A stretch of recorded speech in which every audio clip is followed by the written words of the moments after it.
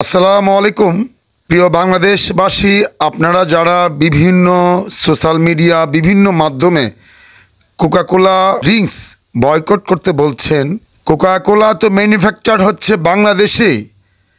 কোকাকোলার কেমিক্যালটা শুধুমাত্র বাহির থেকে আসে আর সমস্ত প্রক্রিয়াজাত হচ্ছে বাংলাদেশে। কোকাকোলাতে সম্পৃক্ত আছে কমপক্ষে 1.5 থেকে 2 লক্ষ শ্রমিক, এদের পরিবার আছে।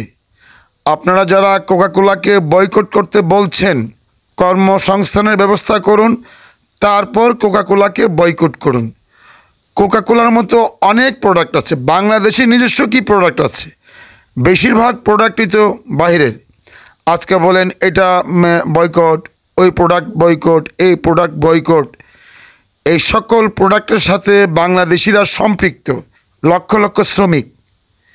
যারা কোকাকোলাকে বয়কট করতে বলছেন তাদেরকে বলছি, 1.5-2 লক্ষ শ্রমিকের কর্মসংস্থানের ব্যবস্থা করুন। কোকাকোলা পূর্বে চলছিল, এখনও চলবে, কারণ এখানে 1.5-2 লক্ষ শ্রমিক কাজ করছে। মানবিক টেলিভিশন ভাই, আল্লাহ হাফেজ।